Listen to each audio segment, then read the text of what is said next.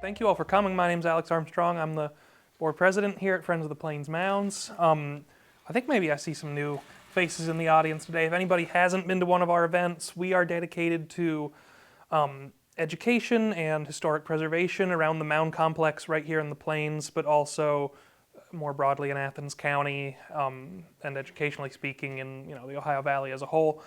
What I'm sharing here today is research I did for my master's thesis, which I just completed at Ohio University this spring.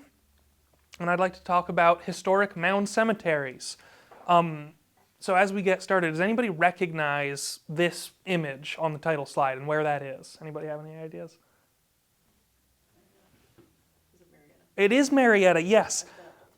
Yes, so here is a picture of what it looks like today. That is the Great Mound, or the Conus Mound in Marietta, which sits at the center of this beautiful historic cemetery, which is a really interesting cultural landscape. I mean, that this cultural landscape has a component that goes back 2,000 years, but also this is still an active cemetery. It is a memorial and a resting place to people who died 200 years ago and people who died much more recently than that.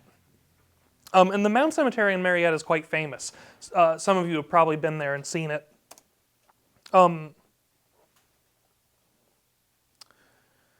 Before we go any farther, for anybody who's not so familiar with the archaeology of our area, the mounds that you saw in Mound Cemetery, the mound itself is probably built by a people we call the Adena culture, who flourished roughly between 500 BC and 8100. That mound was later incorporated into an earthwork complex built by another people who we archaeologically refer to as the Hopewell culture, who flourished a little bit later. So it was already a multi-component human cultural site even before it was turned into a cemetery. The thing about Mound Cemetery in Marietta, though, is as famous as it is, it's not the only mound cemetery out there. This picture is actually from Athens. If anybody knows the Calvary Catholic Cemetery right off Columbia and Lancaster, there is a little mound in that. So there's this roughly 2,000-year-old ancient monument, again, in the midst of a historic cemetery right here in Athens. So I was familiar with the Marietta one. I saw that there's also one here in Athens, and that got me curious. I realized these mound cemeteries actually pop up all over the place if you start looking. And these 6 pictures are actually just from Athens and Meigs counties. So that kind of gives you a sense of how ubiquitous these things are. I started doing research on this subject for my master's degree, as I said, and collecting all the sites I could find where settlers in the historic period buried their dead loved ones at the site of an ancient indigenous mound. And these are the maps I came up with. I studied Ohio and Indiana. A yellow township has 1 mound cemetery in it, a bright red township has 2, and a dark red township has 3 mound cemeteries. So all over Ohio, not quite so many in Indiana, but still quite a lot of them. So I wanted to know why this should be. And I was studying in the Geography department at OU, and cultural geographers love to trace where things came from, especially in the New World, right? So many cultural features in the New World can be traced back to the Old World. So I was thinking, well, there are places in Europe where ancient burial mounds were turned into newer cemeteries. This one is in England. You see this Neolithic burial tumulus, very much similar to the Indian mounds we have here, surrounded by newer gravestones. The same kind of thing exists in France. This is a church and a churchyard built on top of a very large mound. And this is actually Brittany, in the northwest of France.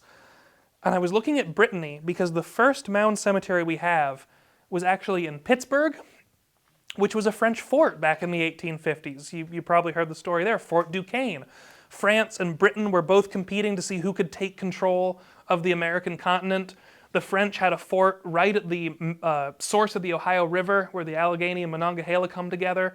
And there were a lot of Breton soldiers there. And they started to bury their dead at a mound site. That mound is no longer there today, but you can still see part of that cemetery, the French cemetery, was reused by the British once they took that fort, reused by the Americans, and now it sits between Trinity Episcopalian Church and First Presbyterian Church in Pittsburgh. So I was really interested in seeing if you could trace this back to the Old World. Unfortunately, you can't. There's just not enough evidence there to say that the idea came to America from Europe. So I have to look for another explanation. And from our point of view today, another obvious way to explain this might be, well, people were, coming from Europe and colonizing America and pushing the native people out. That story has any number of iterations in our history. And you might be able to say, well, okay, taking over somebody's burial ground is kind of symbolic of taking over their land. And that interpretation is, that provides us with an interesting way to kind of critically analyze a mound cemetery, but I don't think that's how people were thinking in the 1800s. When you find primary sources, people writing about mound cemeteries, they always talk about them in very, what at the time they would have considered respectful ways. People are saying, I want to be buried here because I want to, rest forever with these ancient heroes, because they imagine that the mounds were the tombs of heroic princes or warriors or whatever. I put this photo up here because it's kind of an example of that. This is up in Morgan County, one single grave up on a little mound. The farmer who's buried there, John Barry, he actually wrote in his will that he wanted to be buried there, and the newspaper reports, he wrote that in his will. He designated the person who was to take care of his affairs, dig his grave, and they found bones and they found relics when they were digging that grave, and they put them all back in the mound. And this is at a time period where a lot of people wanted to have, mound builder relics sitting on the mantelpiece, but they, for as much as they were there digging a grave in the mound, they tried to act respectfully by putting all those bones and relics back in this grave site. So I don't think that it was a conscious example of we're going to take over your space. I turn to maybe historic preservation. People like to say that the Marietta founders were very conscientious about preserving some of the ancient earthworks in Marietta, and that's true. We're talking about a time period where we don't have historic preserved sites as we understand them today. If you're going to preserve an ancient monument like a mound, you need to find a land use that is going to be utilitarian, but is not going to be knocking it down for a house or plowing it up for a farm. So the Marietta founders platted the town cemetery around that mound, knowing that that would mean nobody was ever going to build a house there. You find maybe some other evidence of historic preservation. This image is of a petroglyph that was set into the wall of a church in Cuyahoga County, specifically in order to preserve it. But once again, these are isolated examples. You don't find primary source documents saying, we buried Grandpa up by the mound because we knew that would mean nobody would ever put a house on it. You don't find that. So at that point, you might be thinking, is it just coincidence, right? This cemetery is out west of Columbus. It's called the Bigelow Cemetery, and today it's a state nature preserve because the rare, beautiful royal catchfly grows there. But you don't think the Bigelow family started burying their loved ones there in the 1800s specifically to preserve the royal catchfly, right? It's coincidence. And so it's, I had to consider that possibility, that these mound cemeteries really were just coincidence, because there were lots of mounds out in the landscape, and there are also lots of cemeteries out in the landscape. But if you look at the map of mounds, and if you look at the map of mound cemeteries, you start to get the idea that it is not pure coincidence. The region of Ohio with the most mounds is kind of the middle Scioto Valley, Ross, Pickaway, Franklin counties. Really, Ross County is the biggest one. There are some mound cemeteries in that region, but not as many as you would expect based on the density of mounds. Instead, the mound cemeteries are pretty broadly dispersed. And look at the Hocking Valley. There are some mounds there. There's a fair amount. But there's way more mound cemeteries there, relatively speaking, than in a place like the Scioto Valley. To explain this discrepancy in the relative density of these two features, I start turning to, well, what are the different regions of Ohio? And for a historical geographer, that's pretty evident. Ross County formed part of the old Virginia Military District, which was bounty lands for Virginia soldiers in the Revolutionary War. If you look at Ross County, That map I showed is from a archaeological atlas published in 1914 by Mills. And it doesn't necessarily represent every single mound, but of the 419 mounds that Mills discovered in Ross County, only one was turned into a cemetery. Now, up in Medina County, way up in the northeast of the state, which was part of the Connecticut Western Reserve, largely settled by New England settlers, Mills found 9 mounds in that county.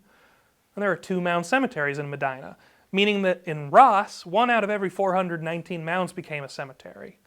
In Medina, 1 out of every 4.5 mounds got turned into a cemetery in the period since settlement.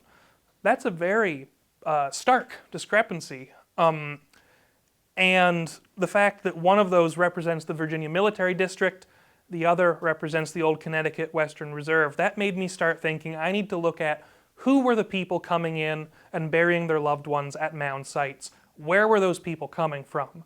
Because of course Ohio was the first, real western frontier. Following the War of Independence, and all the original East Coast states having been settled, people start streaming into Ohio from Virginia, from Connecticut, from all over the eastern seaboard. This map was made by an OU professor in the 80s, so forgive the crude graphics, but Hugh Wilhelm showed how the southern part of the state was, as you might expect, mostly settled by southern settlers, people from Virginia, Kentucky, the Carolinas. So that's the southern tier of the state. This northern lobe, that's the old Virginia Military District. That is land that was granted to Virginia to repay its Revolutionary veterans. The northern tier of the state, part of that was granted to Connecticut, and it was largely settled by people from Connecticut, Massachusetts, Rhode Island, and also from upstate New York, because those people born in upstate New York, their parents had come from Connecticut. That was that northern stream of migration. The middle mostly came from Pennsylvania, a little bit of New Jersey too. And a lot of those people were ultimately of German descent, what we would call Pennsylvania Dutch. But we're not necessarily just talking about Amish. We're talking about Lutherans, Brethren, Mennonites, a lot of different faith traditions. Pennsylvania was by far the largest source of settlers into Ohio. Virginia was also very important, and New England was kind of tertiary importance. And I'm going to refer to New England and upstate New York together as these Yankee settlers. So let's compare our mound cemetery map to our settler group map. Not really any grand conclusions you can draw from that. We need to go a little deeper. It's a broad generalization to say that Yankees settled in the north of the state and that Southerners settled in the south of the state. Everybody knows that Athens, Ohio was kind of settled by the same people who founded Marietta. They were from Massachusetts and Connecticut and Rhode Island. They were Yankees. Marietta has that famous mound cemetery. And if you do a little historical research and establish what settler group established each mound cemetery, you find that the Yankees were disproportionately likely to bury their dead loved ones at mound sites. So this pie chart over here breaks down Ohio's settler groups.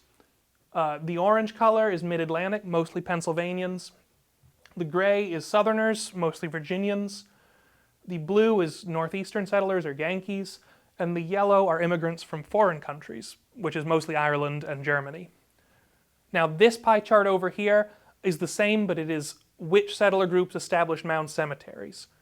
Almost half of the mound cemeteries were established by Yankees, when they made up less than a quarter of the settlers. Southerners were roughly in proportion to their overall settler numbers likely to do it. Those Pennsylvanian settlers, those mid-Atlantic settlers, very unlikely to do it. And immigrants from other countries were fairly likely to. So we're really looking at these Yankees and wondering why they were so likely to want to bury dead loved ones at mound sites. And to provide an explanation for that, I turn to the work of a very famous cultural geographer called Wilbur Zielinski. And one of his kind of big ideas that he published about was classical town names. Why are there towns in Ohio called Athens? Why are there towns in New York called Syracuse and Ithaca? And Zielinski discovered Because by the way, in other English-speaking countries, there's no Athens, Australia. It's a very uniquely American phenomenon. Zielinski finds that town names inspired by ancient Greece and Rome first became popular about 1790 in upstate New York among people who either they had emigrated or their parents had emigrated from New England. From upstate New York, they spread down through Ohio. They start spreading west by the 1810s, and by the 1820s, they've kind of become dispersed throughout the United States. So as a cultural idea, it originates among Yankees in upstate New York, and then it disperses. I really think the Mound cemeteries are a reflection of this interest that these Yankees had in the classical world, in ancient Greece and Rome. This tombstone is from a Mound cemetery in Rome Township in Athens County, and there's a guy named Seneca here. Seneca was a Roman writer. And Zielinski notes that the same generation of people who are naming towns after ancient Greece and Rome started really getting interested in naming their children after the classical world too.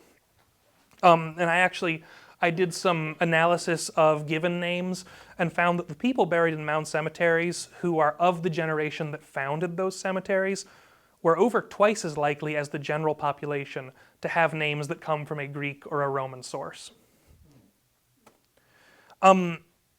If you look at the popular culture in America in the first couple decades of the 1800s, Americans were really interested in Greece and Rome, but they wanted to have their own version of antiquity too. They weren't satisfied with just having European antiquity. So you start seeing popular poems, plays, books. This is the title page to a really popular book about the American mound builders, and it was all imaginative. It was all fictional.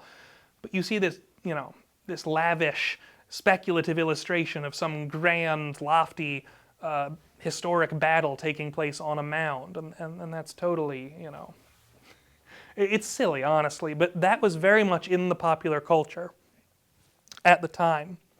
That book is a little later. It was 1850-something, but if we take this back to the 1830s, one of the most popular poets at the time, and this was a time when poetry was a little more prominent in the popular culture than it is today. This would have been printed in newspapers that everybody read.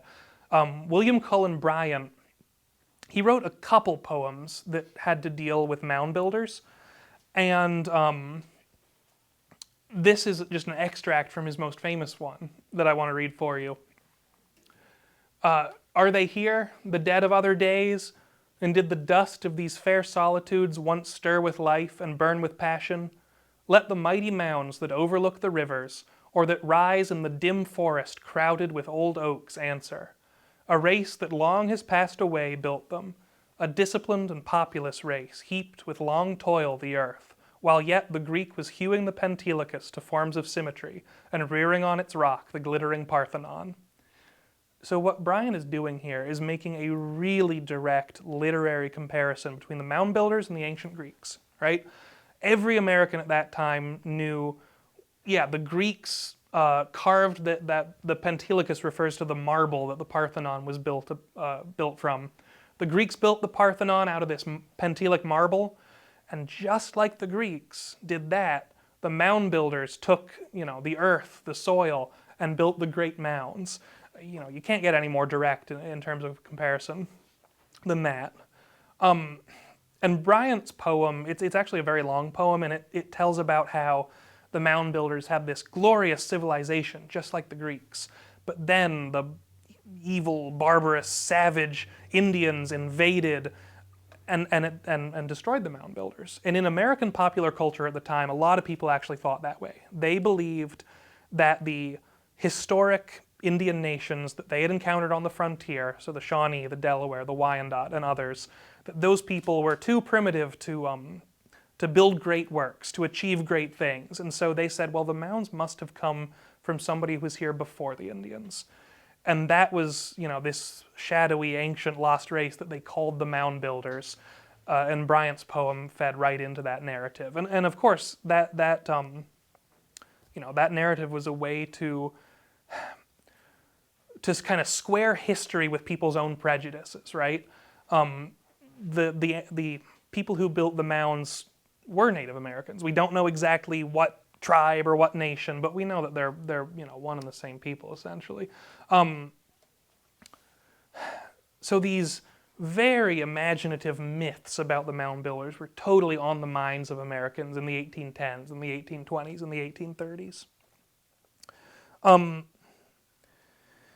And those decades are really where you see the mound cemeteries at their peak.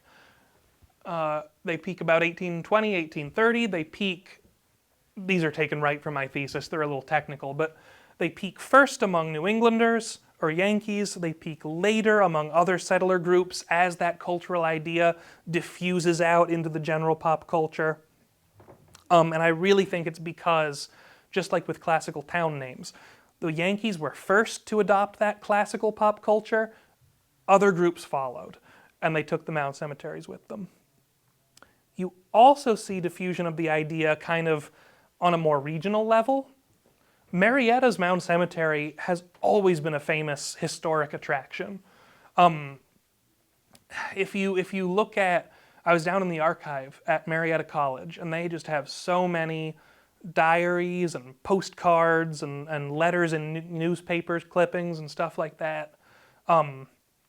People would take a steamboat down the Ohio River, and the historic thing that they would write about to relatives back east was the Mound Cemetery in Marietta. They would say, it's this relic of an ancient lost race, and also the heroes of the American Revolution are sleeping side by side with the great chief of the mound builders. Very imaginative language. You see this old illustration of, kind of the 5 big historic sites in Marietta, and the Mound Cemetery is the centerpiece. This is a charcoal sketch in the collection of the Boston Museum of Fine Art from 1818. As early as that, it was done in preparation for an oil painting that's now believed to be lost by Charles Sullivan.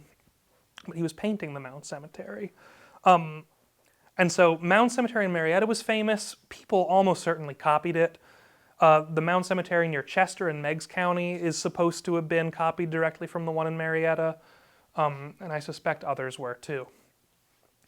Sometimes other cemeteries filled that role of kind of sparking the idea. I believe this one in Indiana, in southwest Indiana, at New Harmony, probably accounts for a localized cluster of mound cemeteries in that part of Indiana, because it was a famous tourist attraction pretty early on. Sometimes family connections probably account for the spread of these sites. So these are 2 mound cemeteries that are, not super far away from one another, but not right next door either, here in southern Ohio. But the families who first started using those sites as cemeteries were related. I don't remember exactly what the relation was, but I was able to find that by looking at genealogical resources as I was doing my research. So I believe the one in Jackson County came first, and then the relatives in Hocking County probably knew about it through that, kinship relationship and thought, well, that's a good idea, we'll do that too. Sometimes transportation networks like roads and canals, and especially later on in the century, railroads, could be responsible for spreading the idea of mound cemeteries. This is a really fascinating example. I'd love to do some more research. But in the 1850s, Zaleski was established in Vinton County. Zaleski was a railroad town, an iron-making town, and those heavy industries attracted a lot of immigrant labor from Catholic countries in Europe. So you have this Catholic cemetery established in Zaleski in, I think, 1856, St. Sylvester's. This was before there was a Catholic congregation in Athens, for example, because Athens was settled by New England Puritans, There was no Catholic church in Athens yet. There was no Catholic church in Jackson yet. But when Catholic congregations were established in those towns, they didn't get their own priests right away. The priest lived up in Zaleski, and that train line allowed him to take the train, say Mass in Zaleski, take the train to Athens, give a service there, take the train all the way back to Jackson, give a service there, and be home in time for bed. And when Catholic churches popped up in those 2 towns, so did mound cemeteries. I told you, it's the Catholic cemetery in Athens that has a mound in it The one I already showed you in Jackson is not Catholic, but the Mount Olivet Catholic Cemetery in Jackson likewise has a mound in it. And so knowing that this priest was traveling by train from a town that already had a mound cemetery associated with its Catholic church really makes you wonder to what extent that served as a pattern for these other two. Of course, by the time the railroad came around, the railroad was built 30 years after the mound cemeteries had kind of reached their peak. By that point, they were falling off in popularity, but they were still being established. And it was no longer just by Yankees. It really had become a generalized phenomenon. And probably the most interesting finding that I got out of my research is in Ohio, yes, Yankees are the people, by and large, who established mound cemeteries. In Indiana, that is not true. Everybody was doing it. And if you look at, okay, was it Southerners, was it Mid-Atlantic settlers, was it Yankees in Indiana? You can't find a pattern. But if you say, was it people who before they came to Indiana had settled in Ohio? That's when you see the pattern. A pretty good number, every little bright green circle in Indiana is a mound cemetery established by people who either had been born in Ohio or had lived in Ohio for a period of time after leaving the East Coast states. So mound cemeteries were all over the place in Ohio, and it really seems that in Ohio, people saw them, picked up the idea, thought it was, something cool, and then took it farther west. So Indiana is also full of them. Illinois, even more so. I'd love to have the chance to continue my research. They're in Illinois, they're in Wisconsin and Minnesota and Iowa and Missouri and all the way out throughout the Midwest. And it really appears that that cultural phenomenon or that cultural idea kind of came into its own in Ohio and then was taken further west. So that's essentially my thesis on how the mound cemeteries arose and then spread. And I want to transition now to talking about just what these places are like, what you'd expect to see if you traveled around visiting mound cemeteries. As you likely would expect, most of the mound cemeteries are built on ancient Native American burial mounds, but not all of them. This one in Piketon, that is a bona fide Indian mound. But over here in Hocking County at the Dolly Cemetery, you can see how somebody might think that is a mound, but it's not. It's a hilltop. The thing is, you look at the old county histories, and the Dolly family, they believed this was a mound. They believed that their family cemetery was located on an ancient mound. So from my point of view, that still counts. If people, if they think that they are interacting with an ancient site in this way, then it's the same cultural phenomenon as far as I'm concerned. So a lot of the mound cemeteries you find are actually not in fact mounds. And it's still interesting. Sometimes you see that people have made intrusive graves in the mound itself. Sometimes you see that the mound has been relatively left clear of those intrusive graves. And the rule of thumb is that people were much more likely to bury on the small mounds, probably because it's hard to carry a coffin up on the summit of a large, steep mound. This one is a beautiful site down in Meigs County. This mound sits right in the middle of a field, but this stone wall was built around it to keep it clear as they plowed all around it. And that mound would not be there if somebody hadn't have established a cemetery on it. That's fertile land, it's not a big mound either. It would have been plowed away into nothing, just like most of the mounds in the plains were, if it hadn't been protected by being turned into a cemetery. So I was looking at, kind of the material culture of the people who establish these mound cemeteries, and it's fascinating, the folk art you get to see. I love this stone here. It's up near Steubenville.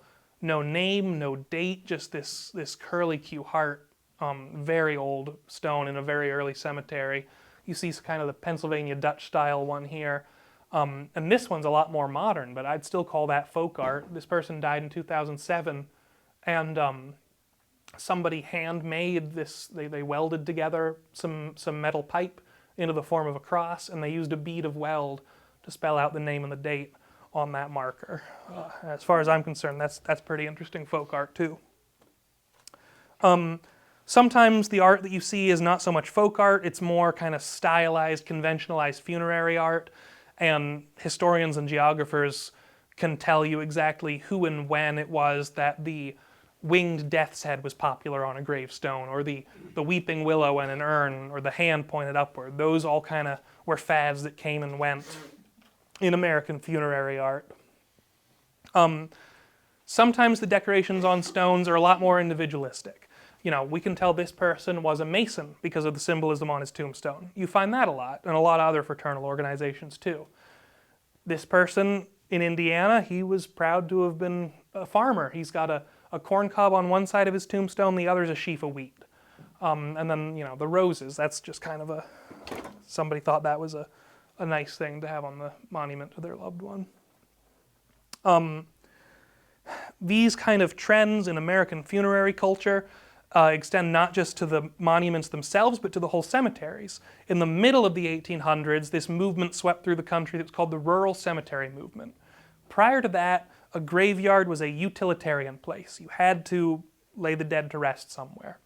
But in the mid-1800s, people started to want more from their cemeteries. They wanted these places to be beautiful, to be soothing, to be consoling. You went there to mourn your dead loved one and be soothed by landscaping and flowers and trees. And you know, cemeteries started to be designed for the first time in history by architects, by landscape designers. And you could incorporate a mound into that if you wanted your cemetery to be visually interesting. A lot of people did that. So I really think the Marietta one kind of foresaw a cemetery needing to have visual or historical interest and using a mound to achieve that. So cemeteries are always going to be connected with a people's religious beliefs about what happens after you die. And sure enough, in mound cemeteries, you find plenty of religious imagery. This one's up near Columbus, and you have this mound turned into a Calvary scene. You have Jesus on the cross and Mary Magdalene. This one over in Licking County, I just love the way that this very large mound is kind of visually mirrored, balanced out by that little red brick church. So religious imagery is very common, but a lot of historians and geographers will also talk of something called civic religion, which is the idea that the way that nations, view themselves and create narratives about themselves shares a lot of traits with the way that that the narrative making and the symbolism and the ritual of what we would more conventionally think of religion, the way that works. In the United States, we have certain symbols and rituals that are part of our national identity, and scholars will talk about that as civic religion. So we had a Calvary statue on the mound, but we also very frequently encounter the graves of veterans on the mound because in our national identity, veterans hold a very important place. So this mound over in Piketon is not covered over with graves. There's one guy up there, and he's the local Revolutionary War hero, and his wife gets to be kind of a quarter of the way down. But nobody else is up there.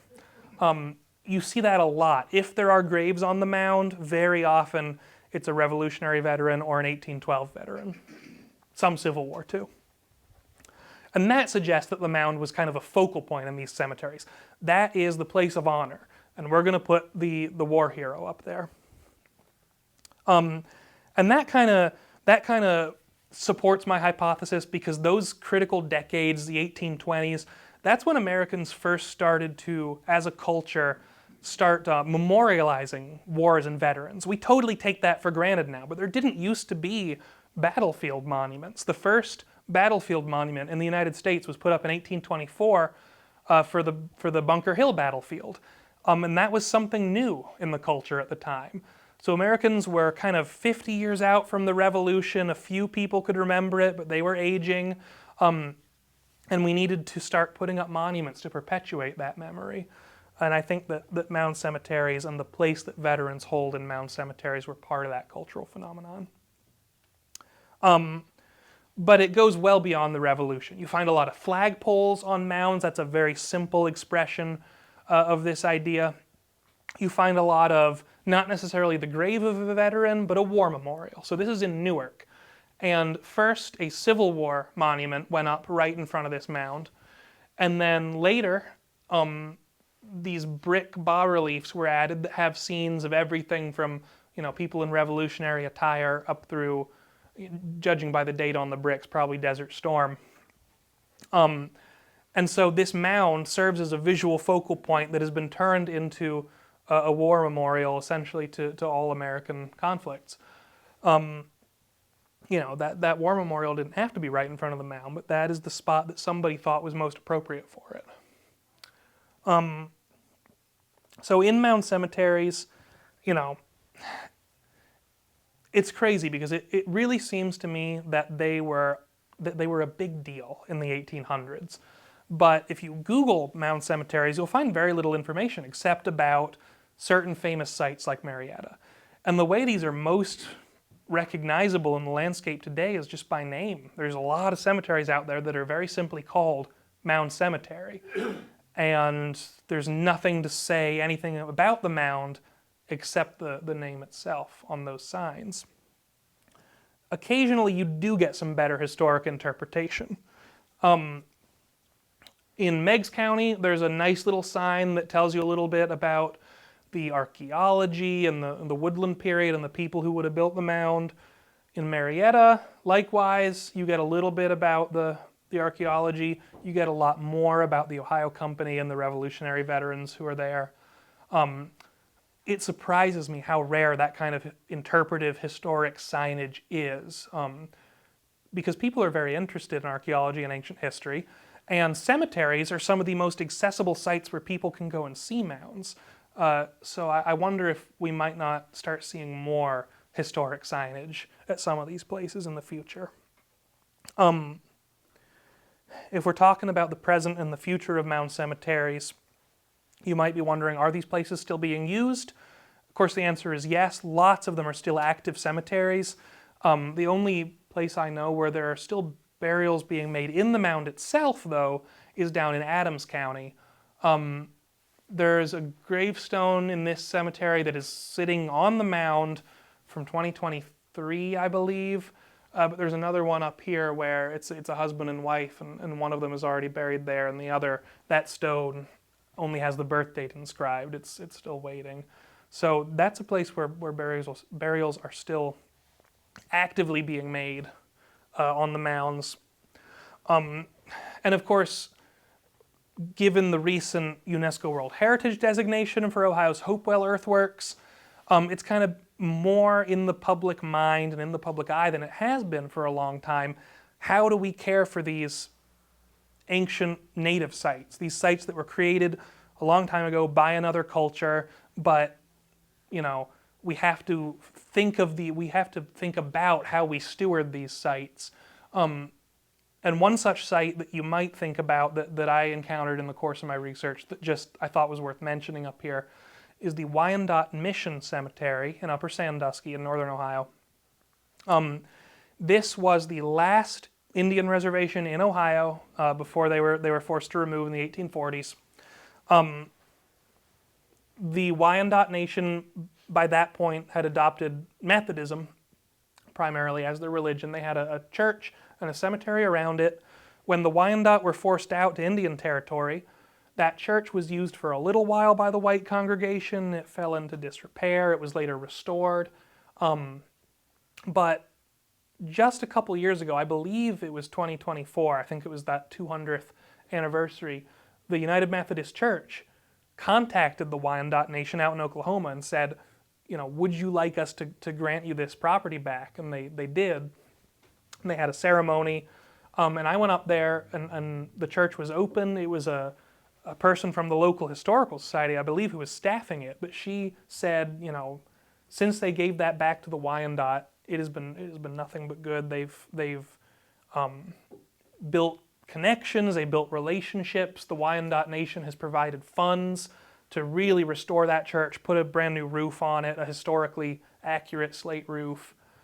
So that it's the only land in the state of Ohio that, as far as I'm aware, has been returned to an Indian nation, is this 1 acre cemetery up in Upper Sandusky with the church. And so that's just an interesting example because it is a historic period cemetery that is also a native holy site.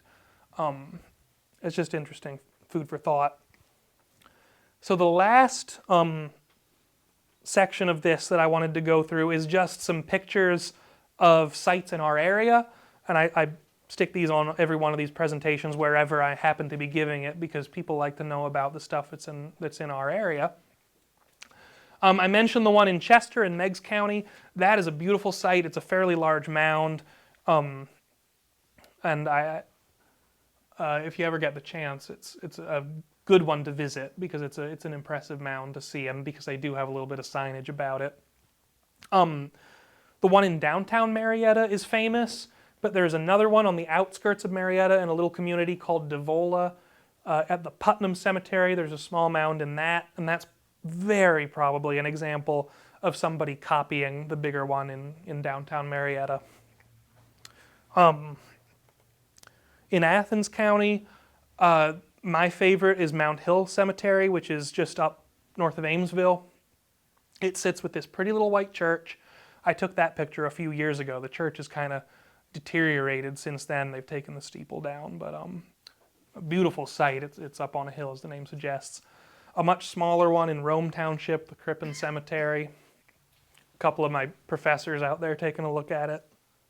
And then these two pictures are from the W.E. Peters papers, which are held at the OU Library Archive. Peters was a historian who he kept these detailed scrapbooks of local history, and these pictures probably date from the 1930s. And he was interested in old cemeteries, old barns and churches and schools, and in mounds. He was very interested in mounds. Some of the best resources we have, for example, on the mounds of the plains and what those looked like in the early 20th century come from Peters. But these are two of his photographs. Some of you might know the Concord Church, which is kind of between Amesville and Gloucester.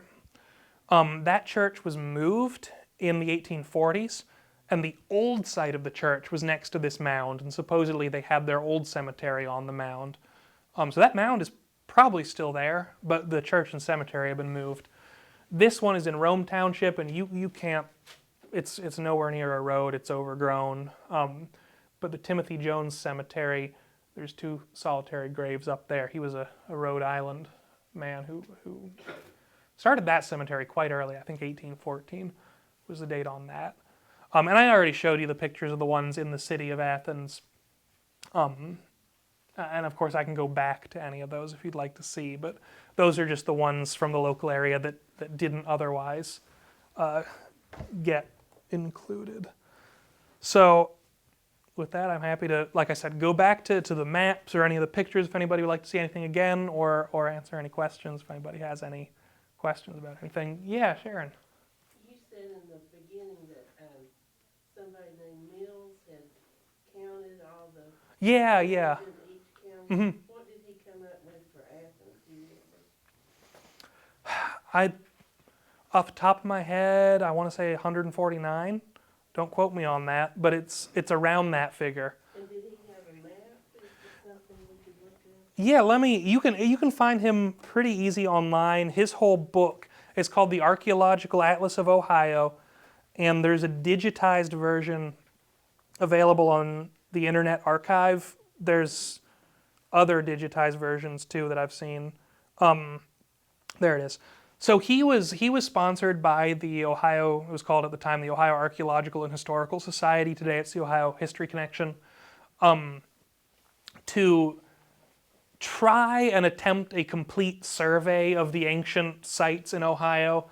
This is his overview map. Every dot is a mound. He didn't catch them all by any means, But what this map is really valuable for is to see relative numbers, to see there's so many more in Ross County than in, for example, Monroe County. Even if he didn't catch every one, he got a lot of them. And so that map is a great resource. It has info on every county, if you want to look that up. Would you mind repeating the name of the book?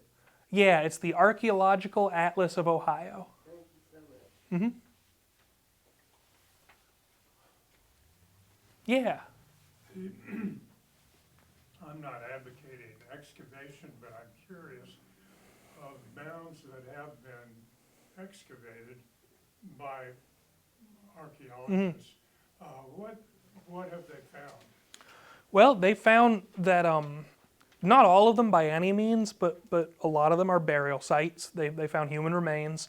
A lot of those burials were accompanied by what we would call grave goods or ceremonial items. So we're talking pipes and beads and other decorative items.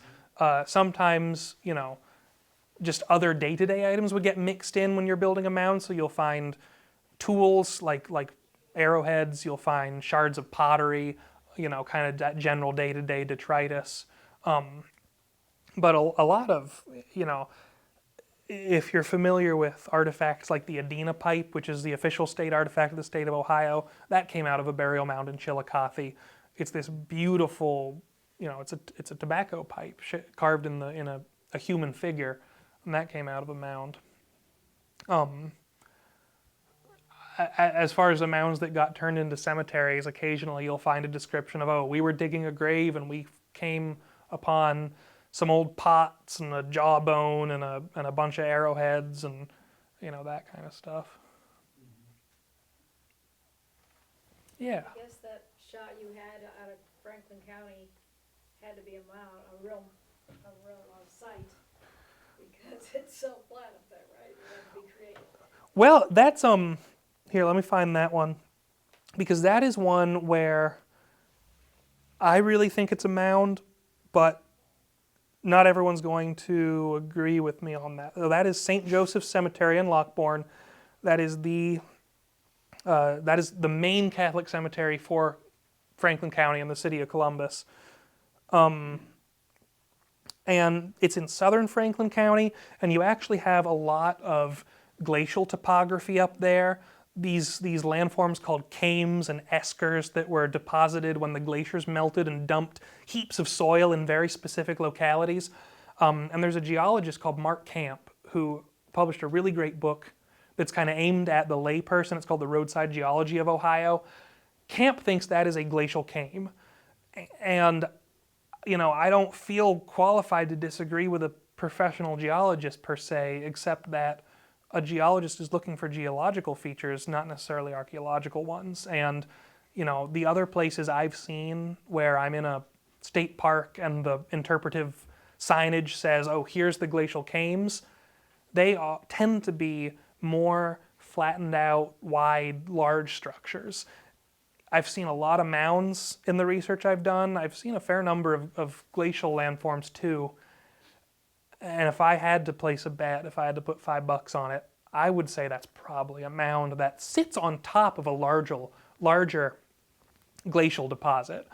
But that is my interpretation, not necessarily a 100% solid one. Yeah. So there were remains found in them, but not many, right? Just in each one there'd be a few. So were they important people? And where did the other people get buried, or how did they dispose of remains? Yeah, some of the mounds do contain evidence of lots of burials. Sometimes you only find one. Very often a mound will contain some people who were buried in the flesh and some people who were cremated, and then the cremated remains were buried. So we know that the Adena culture, who built most of the smaller, just what we think of as the typical mound, they practiced cremation and they practiced non-cremation burial. And sometimes a mound is just for one person. We don't know exactly why that person was considered important, whether they were a political leader or a military leader or a spiritual leader or just somebody who was well liked in the community. But sometimes, it may be that some of them were assigned to family groups or other kinds of affiliated groups. There's probably a lot more that we don't know than we do know, but sometimes they do contain a lot of burials. You'll see accounts of 50, 60 burials in some of the larger ones. So then others may have been cremated. They may have been cremated, they may have been buried, just not beneath a raised structure, because there are isolated grave sites that have also been reported by archaeologists. Yeah. So I think you were looking at where you knew mounds were and seeing how many had cemeteries with them. Did you do kind of a reverse lookup too, or any cemetery established around that same time frame to see if there's a mound that's just not documented? I would like to be able to do something like that, to be able to overlay USGS cemetery location data over mound data. That would be kind of a next step if I had more if I were to say turn this into a PhD project or something. There are more cemeteries than mounds by a long shot. The cemeteries Ohio has tremendous density of cemeteries. Most of them are very small, just a little family cemetery on the old family farm. That would be a really cool project to do. Yeah, it was. Did you compare how many had just churches with them too? And of course, sometimes those churches are gone now, but co-located with the church or separate from churches? Yes, relatively few have churches associated with them, probably fewer than 10 off the top of my head. I found 130 some sites in Ohio and Indiana. Historians of cemeteries in Ohio say that as a rule, most of the time where you have a rural church like this one in the picture, the cemetery came about first. People came and settled in a community. The mortality rate was high from disease and other factors. Cemeteries tended to be established first, and then very often when people got around to building a church for their community, they would locate that church at a pre-existing cemetery site. So kind of the cemetery tends to take primacy. Sometimes it would be many, many years after, 50 years after, say, a congregation would be organized and they would decide that the most suitable spot to build their church building was at a pre-existing cemetery. So I really did focus on the cemeteries, but the churches are certainly a cultural feature of those landscapes too.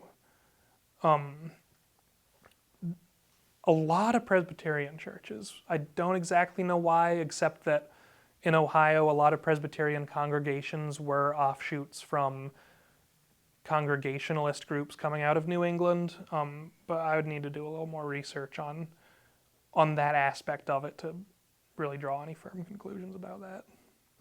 And then, sir, in the back, you've had your hand up a couple times, sorry. This is a little bit off what you're talking about. There's graveyards, and then I think cemeteries were an economic development idea. Mm-hmm. I first found out about that when I heard that Daniel Boone and his wife were moved to Frankfort, Kentucky in Yep. order to develop a cemetery.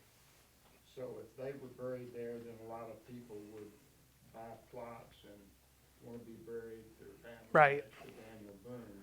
That doesn't have a lot to do with mound building, but Well, it does. That's actually, that really is part of this story. And let me find the slide I got on that. Because yes, in 1800, people didn't use the word cemetery. They used the word graveyard or burying ground, right? And cemetery is actually a Greek term that was adopted in the mid-1800s as exactly part of that movement you're talking about, where it kind of became commercialized. And that's what I was briefly mentioning when I talked about the rural cemetery movement. Before that, people didn't pay for a cemetery plot, right? You were either a member of a church that had a cemetery attached to it, or the town you lived in or the township you lived in just had a place where people from the community could be buried. The idea of paying for a cemetery came around in the mid-1800s, and if you were going to pay for something that had been free before, you better have a good reason for it. And maybe it was because they dug up Daniel Boone and put him there. Maybe it was because they hired a famous landscape architect to design a beautiful place, and so it was worth your money. a mound was something that could also make it worth your money, right? If you were going to pay $50 for a cemetery plot, well, it was because some architect had put a bunch of looping paths and planted a bunch of flowers and put it all around a mound in the middle, and you thought that was worth $50. So yeah, you're absolutely right about that. Yes, sir. Personal question. Yeah. What's the time span of your research? How long have you been doing this? The master's degree was for the last 2 years, but I've been collecting notes and pictures on this stuff for 5 or 6 years now. Just because like I said, I had visited the Marietta one because I was always interested in history and archaeology, and the Marietta site's very famous. I saw there was one in Athens too, and that's what really kicked it off. It's like, okay, this is a pattern. This is something that it's a pattern, and nobody had really looked at it or asked why or written about asking why, at least prior to that. It was very interesting. Yes, sir. So to sum up this, what developed the American movement to put graves around these mounds? They had no idea that was a Native American burial site. They thought they were a pre-savage culture, and that was. I mean, is that where we're coming from, or why they decided that was worthy of a place for them to place their dead? Yes and no. So William Cullen Bryant and a lot of other people thought that the mound builders were this, like you say, pre-savage people, and they wanted to be associated with them for that reason. That idea never gained universal acceptance. There were always some people who said, no, there's no historical basis for that. The only people we've ever known to be native to the American continent are the people who we have called the Indians. They must have built the mounds. So there was, to say the least, a diverging opinion. Some people, and in the middle of the 1800s, the more fanciful, frankly more racist mound builder myth became the majority opinion, frankly, but it was never universally accepted. And I think in both cases, whether you believed it was Native Americans or whether you believed it was some crazy quote-unquote lost race, either way, you saw this as an ancient, a site where the honored dead of an ancient people were buried, and you felt that that was a special place and you would want to bury your loved ones there too, one way or the other, I think.